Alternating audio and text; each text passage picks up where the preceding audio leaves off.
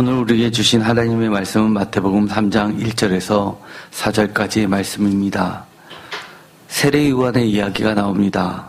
이 세례 요한의 이야기는 공간복음서에 공통적으로 나와 있는 이야기입니다.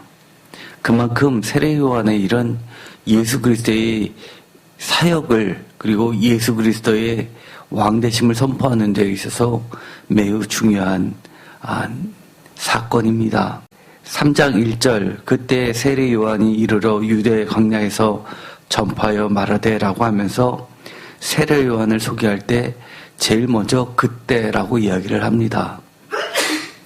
도대체 그때가 언제일까요? 그때는 분명 우리가 상식적으로 읽으면 2장의 마지막에 있었던 바로 그때라고 읽어야 되는 것이 맞습니다.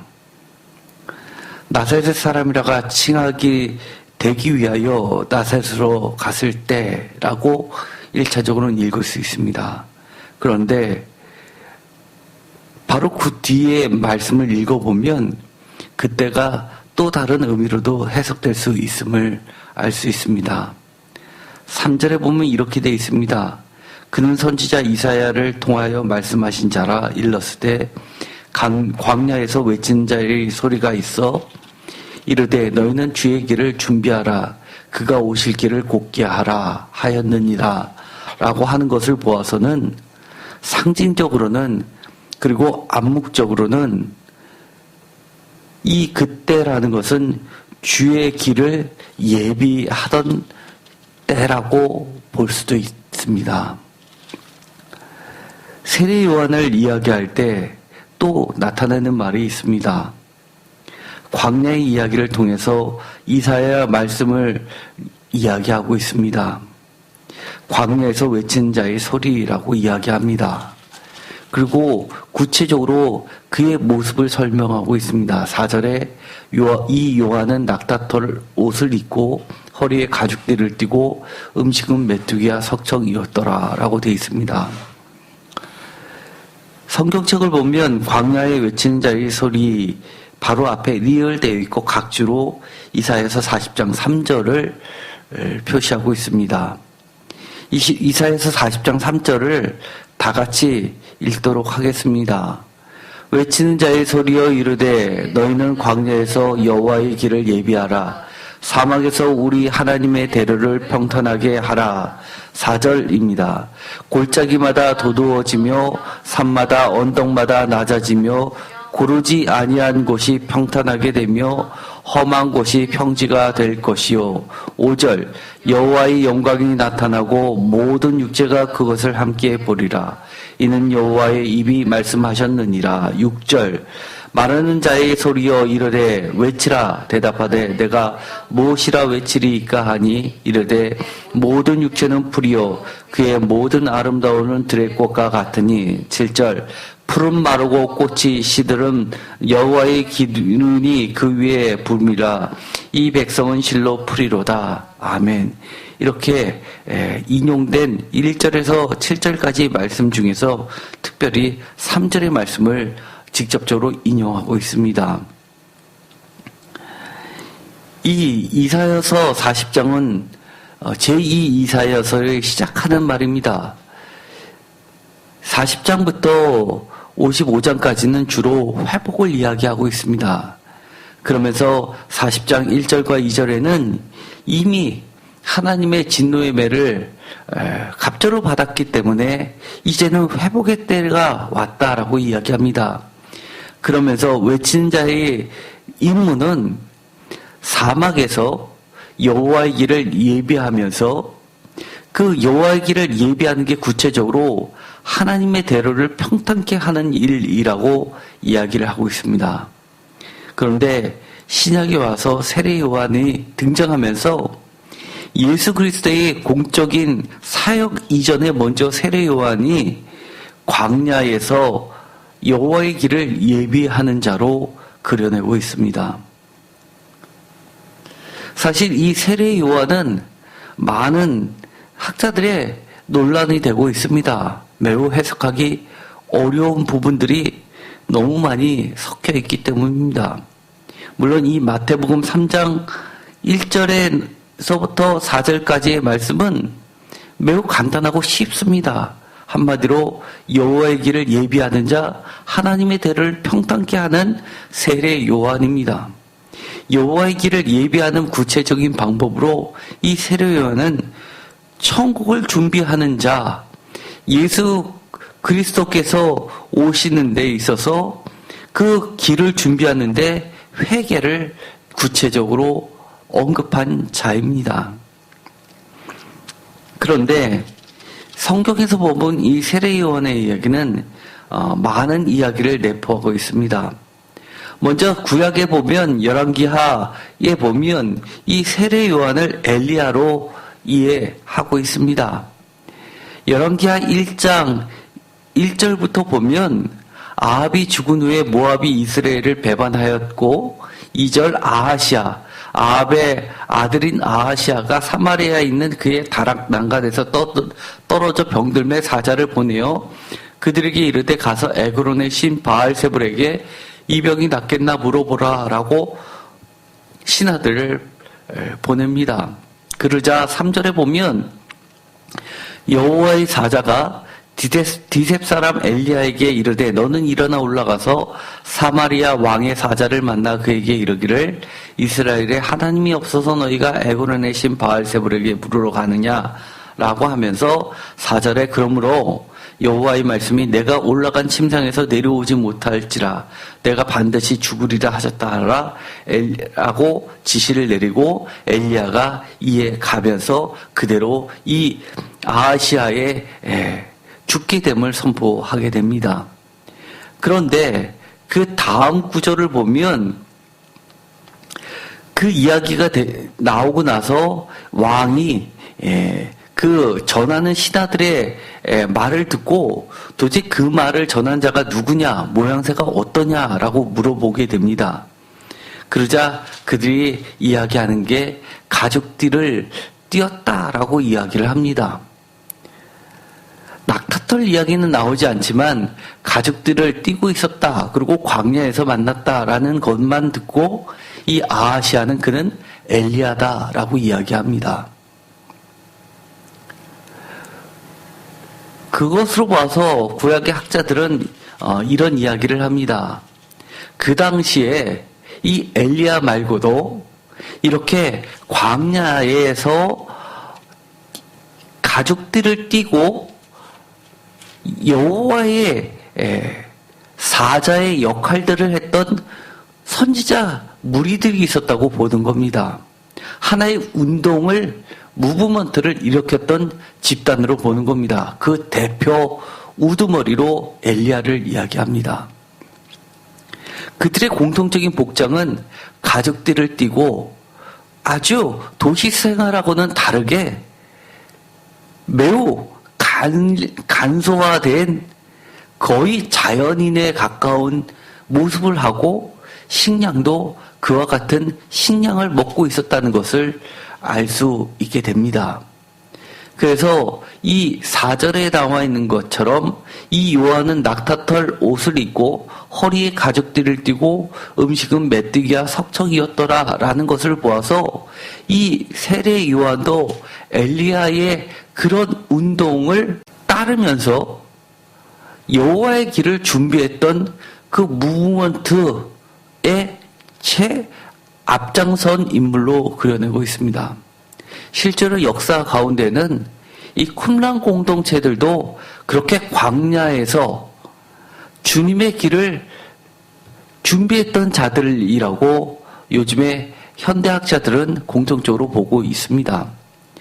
그 당시에 세례요한이 쿰란의 일원이었다라고 하는 데에는 많은 이견이 있습니다. 지금은 물론 둘은 비슷한 성격도 많지만 일치하지 않는 점들이 너무 많기 때문에 다른 분파로서 보고 있는 것이 정설입니다. 그러나 공통된 것은 도심에 특별히 가까운 예루살렘에서 거리를 두고 철저히 하나님의 돌보심이 없으면 죽을 수밖에 없는 철저히 하나님만을 바라보며 하나님의 이 땅의 임재하심을 기다리고 준비하는 그룹들로 보고 있습니다. 구체적으로 이 세례요한은 회개의 세례를 전파하고 있었습니다. 그러면서 외치는 그 내용을 보면 주의 길을 준비하라, 그가 오실 길을 곧게 하라라고 이야기하고, 5절에 보면 이때 예루살렘과 온 유대와 요단강 사방에서 다 그에게 나와서 6절 자기들의 죄를 자복하고 요단강에서 그에게 세례를 받더라라고 이야기를 하는 거 보면 그 운동에 많은 감동을 받고 참여하는 무리들이 많았음을 알 수 있습니다. 그만큼 그 당시에 예루살렘은 그야말로 하나님의 성전이라기보다도 많은 정치화의 물이 든 폐색이 짙은 성전이었음을 있습니다. 우리가 이 세례 요한의 활동을 보면 예수님도 그에게 세례를 받을 정도로 그 당시에는 그 세력이 매우 컸음을 알 수 있습니다. 비록 광야라고 우리가 무시해서는 안 될 정도의 커다란 예루살렘 성전과 쌍벽을 이룰 정도로, 그래서 나중에 죽음을 당할 수밖에 없을 정도로 많은 힘없는 민중들의 그 종교적 열심을 대변하는 중심에 놓여 있었던 운동이었습니다. 사도행전 18장 24절에 보면 우리가 유명한 아볼로라는 인물을 그려내고 있습니다. 알렉산드리아 출신의 아볼로인데 그가 에베소로 이주해서 있었습니다.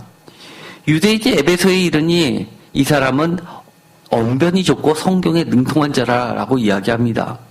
25절, 그가 일찍이 주의 도를 배워 열심으로 예수에 가는 것을 자세히 말하며 가르치나 요한의 세례만 알따름이라 라고 되어 있습니다.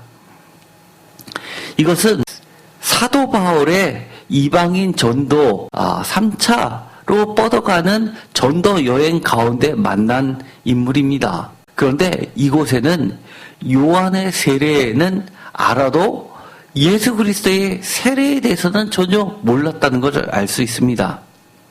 그때 26절에 보면 그가 회당에서 담대히 말하기 시작하거늘 브리스길라와 아굴라는 바로 로마 출신이었죠. 텐트 메이커로서 매우 측근 중에 하나이기도 했습니다. 그런데 브리스길라와 아굴라가 듣고 데려다가 하나님의 도를 더 정확하게, 그가 알고 있는 것보다 훨씬 더 정확하게 풀어서 알려주고, 27절, 아볼로가 아가야로 건너가고자 하므로 형제들이 그를 격려하며 제자들에게 편지를 써 영접하였더니 그가 감에 은혜로 말미암아 믿는 자에게 많은 유익을 주니라고 돼 있어서 아볼로가 아가야, 즉 고린도까지 새로운 문도형에 합류하게 됨을 볼 수 있습니다. 사도행전 19장에 보면 또 이어서 이렇게 설명합니다. 아볼로가 고린도에 있을 때 바울은 윗지방으로 다녀 에베소로 와서 어떤 제자를 만나라고 있습니다.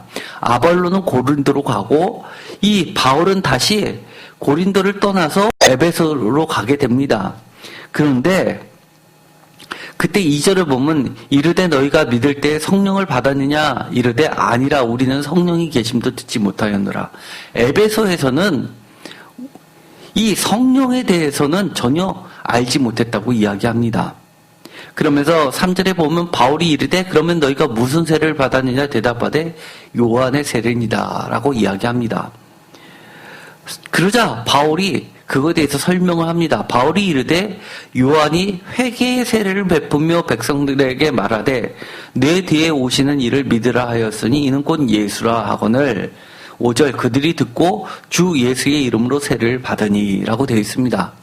그러면서 이 에베소가 부흥의 복음의 씨앗이 깊숙이 뿌리 내리게 됩니다. 에베소는 세례 요한의 세례는 알지만 성령도 모르고 예수 그리스도의 세례도 모르던 지역입니다. 그런데 요한의 세례를 통해서 요한이 했던 증언의 말씀, 복음서에 있던 그의 말씀들을 가지고 이야기를 해줍니다. 요한은 철저히 성령의 세례가 아니라 회개의 세례다. 그리고 내 뒤에 오시는 이를 믿으라라고 이야기했고 그분이 곧 예수라라고 하니까 그들이 비로소 예수를 안 믿다가 세례 요한의 이야기를 듣고 나서 예수를 믿고 주 예수 이름으로 성령 세례를 받게 된다고 기록되고 있습니다. 이 이야기는 이곳 말고도 여러 군데 나오게 됩니다. 예를 들어서 사도행전 1장 5절에 보면 요한은 물로 세례를 베풀었으나 너희는 몇 날이 못되어 성령으로 세례를 받으리라 하셨느니라 라고 되어 있습니다. 요한은 물의 세례인데 물의 세례를 다른 곳에서는 회개의 세례라고까지는 얘기를 합니다. 그러나 성령의 세례는 바로 예수 그리스도에 의해서 주어지는 세례, 하늘로 올라가시고 나서 그들이 모여서 기도하면서 이 성령 세례를 기다리고 있음을 이야기해 줍니다. 사도행전 10장 37절에는 이렇게 되어 있습니다. 곧 요한이 그 세례를 반포한 후에 갈릴리에서 시작하여 온 유대에 두루 전파된 그것을 너희도 알거니와 라고 하면서 이 복음의 시작을 요한의 회개의 세례부터 시작돼서 바로 온 유대와 사마리아와 땅끝까지 이르게 되는 그 첫 출발점을 바로 세례 요한으로 보고 있습니다. 사도행전 11장 16절에도 내가 주의 말씀에 요한은 물로 세례를 베풀었으나 너희는 성령으로 세례를 받으리라 하신 것이 생각났도다라는 구절을 통해서도 바로 이 요한의 활동은 매우 인상 깊었고 뿌리 깊게 아주 먼 곳까지 펼쳐졌음을 알 수 있습니다.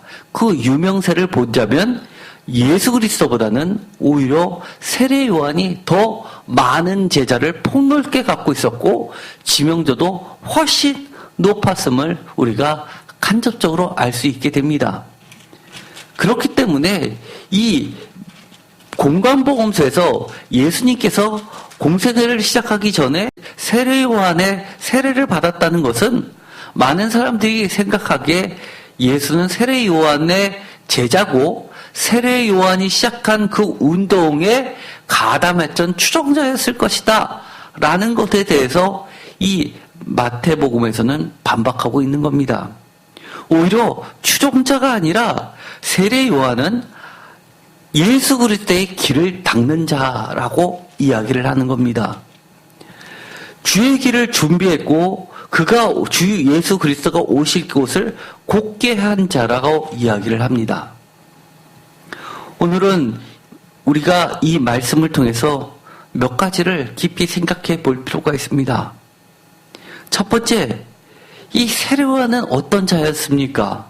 세례 요한은 한마디로 모든 삶의 목적이 여호와의 길을 준비하는 자, 주의 길을 준비하는 자, 오시는 여호와, 신약에 와서는 예수 그리스도가 오실 길을 곧게 하는 것에 삶의 목적을 둔 자였다는 겁니다. 그렇기 때문에 그는 모든 풍요로운 삶을 내려놓고 그는 광야로 갔습니다. 아마 이 세례 요한을 어릴 때부터 그를 감동시켰고 움직였던 그 씨앗은 이사야서에 나왔던 말씀, 이사야서 40장 3절에 있었던 그 말씀이 이스라엘을 회복하는 그 사명을 내가 감당하리라 라고 했던 것이 분명하고 그의 비전이 되었었던 것이 바로 이사야서 40장 3절이라는 말씀입니다. 제가 신학교를 처음 갈 때 신학교에서 입학원서를 내고 시험을 보고 필기시험을 합격하고 나서 면접시험을 보는데 면접관들이 공통적으로 물어보는 것이 있습니다. 사명을 받으셨습니까? 소명이 무엇입니까? 그리고 그건 저에게만 물어보는 게 아니라 그 신학교에 지원했던 모든 지원자들에게 공통적으로 물어봤습니다. 심지어 그 당시에 어떤 지원자는 면접이 끝나고 나오길래 제가 뭘 물어봤냐고 물어보니까 그걸 물어봐서 뭐라고 대답하냐고 물어보니까 특별한 게 자기는 일반 사람들이 생각하는 그런 특별한 거를 받은 적이 없지만 정말 주의 제자가 되고 싶다고 이야기를 했다고 합니다. 그런데 안타깝게도 그 지원자는 합격하고 제가 학교를 갈 때 만날 수가 없었습니다. 제가 학교를 졸업하고서도 파트타임으로 전도사를 나가게 됐는데도 그 담임 목사님이 제일 먼저 저를 면접 볼 때 물어본 게 특별한 부르심이 있었냐라고 물어보는 거였습니다. 뿐만 아니라 제가 직장 생활을 하고 사업도 하다가 평시도 생활에 권사까지 하다가 다시 이렇게 목회자의 길을 가니까 많은 사람들이 저를 평소에 알던 사람이 늘 물어보는 게 목회자가 되기 위해서 특별한 하나님의 계시가 있었냐라는 질문을 사실 제일 많이 받습니다. 저는 이렇게 말씀드리고 싶습니다. 어떤 많은 사람들이 물어보는 것처럼 꿈을 통해서 환상을 통해서 그런 것을 하나님께서 뭘 보여주셨나 그런 것을 통해서 이 부르심의 길을 가고 있느냐라고 물어보면 그것이 비전이 아니라고 저는 얘기하고 싶습니다. 비전은 이렇게 세례 요한처럼 하나님의 말씀을 통해서 깊은 감명을 받고 자기의 삶을 통째로 그 말씀을 향해 내던지는 자가 참된 비전을 가진 자입니다. 그것은 신학교를 가느냐 안 가느냐의 문제가 아니라 평신도로서도 우리의 삶의 목표를 어디다 두느냐, 내가 무슨 형태를 일을 하든 간에 나의 삶의 목표와 의미는 무엇이다 라고 정의를 내리는 데 있어서는 반드시 필요한 것입니다. 저는 신학교 갈 때 아주 단순했습니다. 말씀이 너무 좋아서, 말씀을 더 깊이 알고 싶어서, 하나님을 더 깊이 만나고 싶어서 신학교를 갔습니다. 그리고 지원했습니다. 신학교를 다닐 때도 제가 일반 목회를 할 생각은 없었지만 말씀이 너무 좋다 보니까 한 걸음 한 걸음 하나님의 인도하심을 따라가다 보니까 제가 벌써 목회자가 되고 말씀을 전하는 자가 되었습니다. 우리는 세례 요한입니까? 우리는 정말 우리의 삶을, 나의 삶을 채우기 위해서 하나님을 믿고 있습니까? 아니면 세례 요한처럼 하나님의 말씀에 나의 삶을 드리고 있습니까? 세례 요한은 주님의 말씀에 주의 길을 준비하라, 그가 오실 길을 곧게 하라라고 하는 그 말씀에 자신이 할 수 있는 것이라고는 바로 철저히 하나님의 돌보심이 없으면 하루도 살아갈 수 없는 곳으로 가서 그곳에서 사람이 많이 모이는 성전 앞에서도 아니라 사람들이 어렵게 찾아와야지만 되는 그런 광야로 가서 물로 세례를 주면서 회개하라라고 전한 것이 다였습니다. 그럼에도 불구하고 하나님은 그를 높게 들어 써 주셨습니다. 지금도 우리의 관심이 어디 있습니까? 우리가 교회를 다닌다고 하면서 우리의 관심은 내가 부족한 거 채우고 기도하고 응답받고 그것에 있습니까? 아니면 우리가 주의 길을 예비하고 주가 오실 길을 곧게 하는데 우리의 전 삶을 걸고 있습니까? 주님은 이 땅에 오셨고 우리들에게 나타내 보여주셨습니다. 우리의 삶에 생명을 주셨고 약속해 주셨습니다. 다시 오시겠다고 말씀하셨습니다. 우리는 얼마나 주의 길을 준비하고 있습니까? 다시 오실 주님의 길을 얼마나 곧게 하고 있습니까? 이사야서에 보면 분명하게 이렇게 이야기합니다. 높은 곳을 낮추고 낮은 곳을 높여서 평탄케 하고 곧게 하라고 이야기합니다. 평탄케 하고 곧게 하는 그 작업은 로마 시대 때에는 왕의 길에 있었던 일입니다. 골짜기는 메워져야 됐습니다. 꼬불꼬불 가는 게 아니라 곧게 가는 길을 만들었습니다. 그래서 로마의 길은 전 세계로 통한다는 유명한 격언이 있을 정도입니다. 로마는 길에서 시작해서 길로 끝난다고 할 수도 있습니다. 그 많은 수많은 길을 닦는 이유, 왕이 지나가야 되기 때문이었습니다. 우리는 얼마나 높은 곳을 깎아서 평탄케 하고 있습니까? 나의 마음이 하나님보다 더 높으십니까?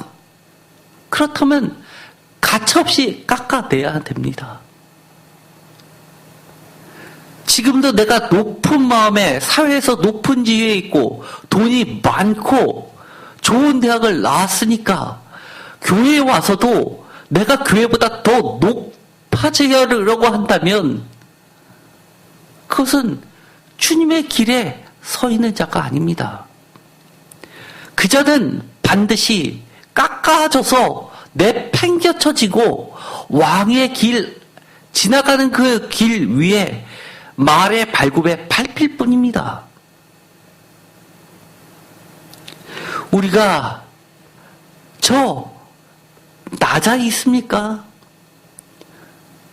그렇다면 주님께서 우리의 존재를 높여주실 겁니다. 주의 길에 서지도 못하는 우리들을 주님의 자녀로 불러주셔서 우리로 하여금 주의 길을 목도하게 하십니다. 그리고 주의 오심을 많은 사람에게 알리는 주님이 오신다, 왕이 오신다 라고 외칠 수 있게 해주십니다. 혹시 우리가 주님의 오시는 길 가운데 걸림돌이 되고 있지는 않습니까? 우리의 부족함을 주님의 것으로 채우시기 바랍니다.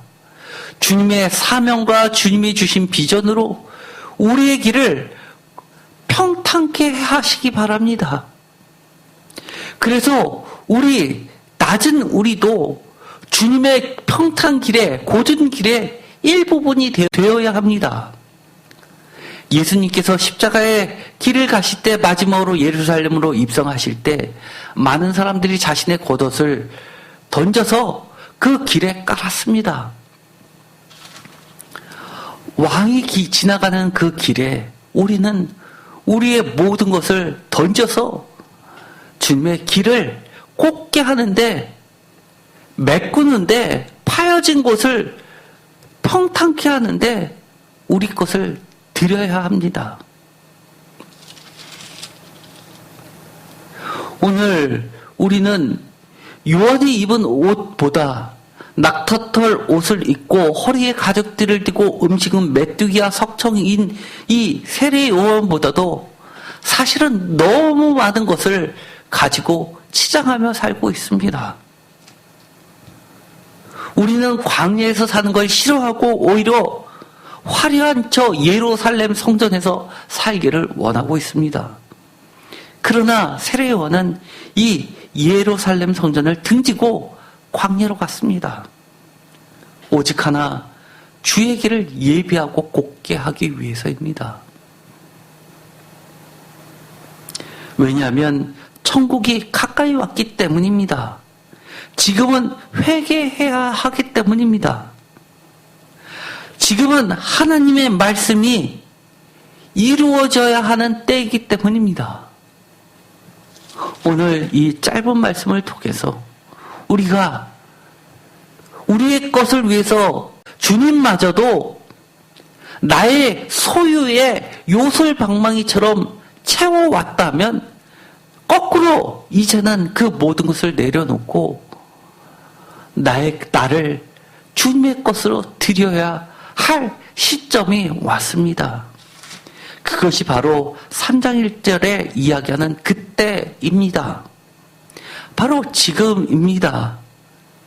지금은 다른 때가 아니라 세상은 마태복음 2장에서 이야기하는 것처럼 예수 그리스도의 대적자로 가득 찬 세상입니다. 바로 그때에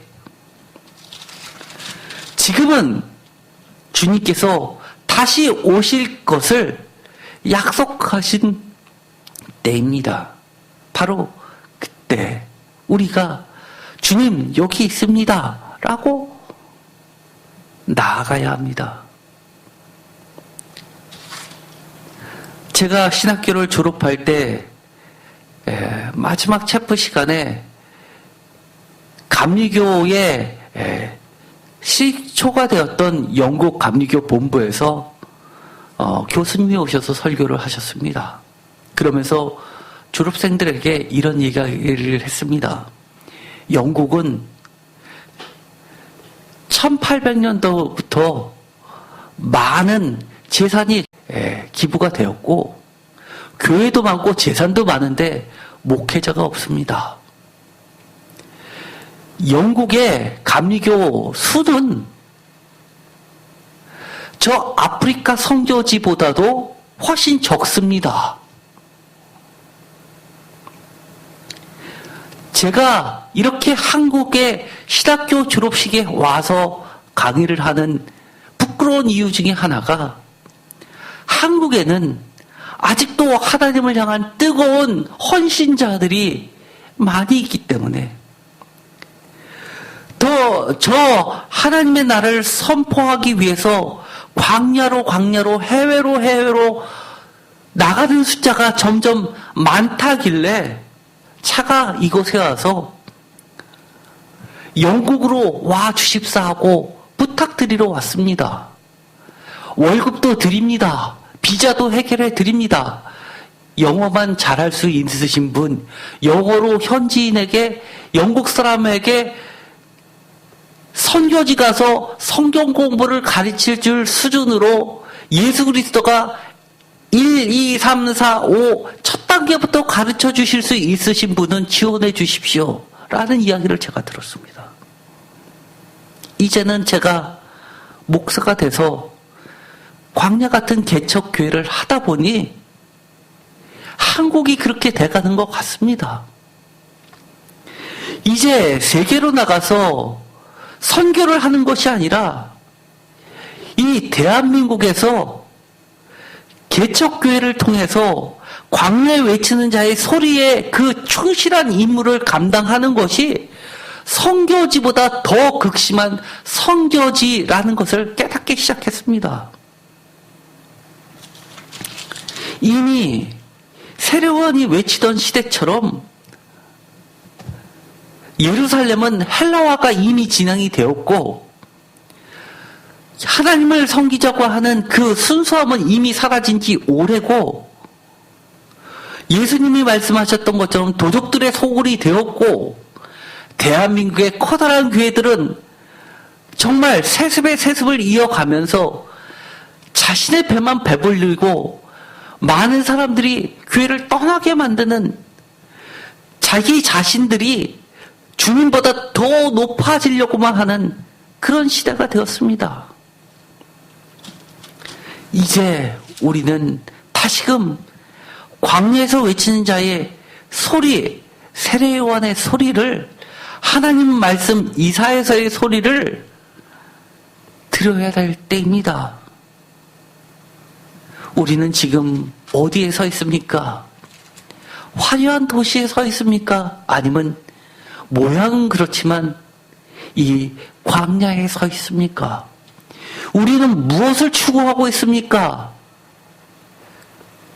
주의 길을 준비하고 주님이 오실 길을 곧게 하는 일을 추구하고 있습니까?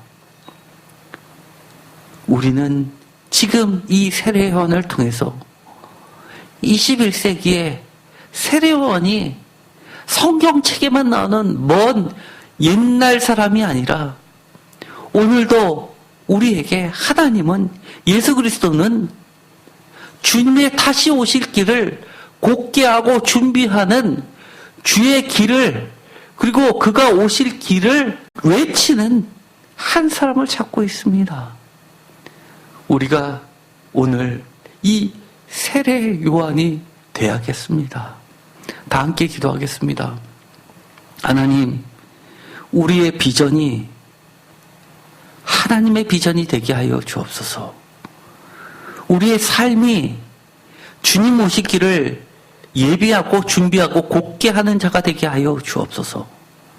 우리가 주님보다 더 높아지려고 하지 않게 하여 주시옵시고, 오히려 우리 삶을 통해서 주의 길을 평탄케 하게 하여 주옵소서. 이것은 목회자만의 일이 아닙니다. 하나님의 말씀을 읽는 모든 성도의 비전이기도 합니다. 부르심이기도 합니다. 소명입니다. 콜링입니다. 우리의 부족함을 주님의 비전으로 채워서 주님 지나가시는 그 길에 주님이 오신다, 왕이 오신다 선포하고 목격하고 증거하는 자들이 되게 하여 주옵소서.